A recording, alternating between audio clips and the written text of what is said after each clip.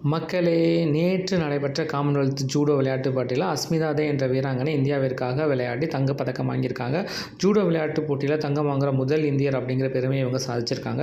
இவங்க திரிபுரா மாநிலத்தில் இருக்கக்கூடிய பெலனோங்கிற கிராமத்துலேருந்து வந்திருக்காங்க. 23 வயதான இந்த வீராங்கனை இந்த சாதனையை பண்ணியிருக்காங்க. அவங்க அப்பா அர்ஜுன்குமார் தே தான் அவங்கள ரொம்ப என்கரேஜ் பண்ணியிருக்காங்க. அவங்க அப்பா திரிபுராவில் பெலனோ கிராமத்தில் சைக்கிள் கடை, மெக்கானிக்கல் கடை வச்சு நடத்தியிருக்காங்க. அந்த ஃபினான்ஷியல் சூழலையும் இவங்களை ட்ரைனிங்க்கு ஸ்பெண்ட் பண்ணியிருக்காங்க. இவங்களை நல்லா என்கரேஜ் பண்ணியிருக்காங்க. அவங்க அப்பா கடந்த டிசம்பர் 2025 இறந்துட்டாங்க. அந்த இறப்புக்கு அப்புறம் இவங்க ரொம்பவே சோர்வாயிட்டாங்க. ஆனாலும் அவங்க அப்பா இறந்த 10 நாள்லேயே இவங்களை ட்ரைனிங் அனுப்பிச்சிருக்காங்க. நீ இங்கே இருக்கக்கூடாது, நீ விளையாட்டில் போய் வின் பண்ணணும், அதுதான் அவங்க அப்பாவோட ஆசைன்னு சொல்லி அனுப்பிச்சிருக்காங்க. இன்றைக்கி இந்தியாவுக்காக வின் பண்ணியிருக்காங்க. ஃபைனல் மேட்ச்சில் கனடா வீராங்கனையை வீழ்த்தி தங்கம் வாங்கியிருக்காங்க. அவங்க அப்பா அதை பார்க்குறதுக்கு இல்லை, ஆனால் நிறைய இந்தியர்கள் அதை பார்த்துட்ருக்கோம். 800 மீட்டர் ரன்னிங்கில் தான் அவங்க கெரியரை ஸ்டார்ட் பண்ணாங்க. அதுக்கப்புறம் கோச் அவங்கள ஜூடோக்கு மாற்றிருக்காங்க. ஜூடோவில் யாஸ்பர் ஷோலங்கிங்கிறவர் அவங்க ட்ரைனிங் பண்ணியிருக்காங்க. அவங்களுக்கும் அவங்க அப்பாவுக்கும் இந்த வெற்றியை அவங்க டெடிகேட் பண்ணியிருக்காங்க.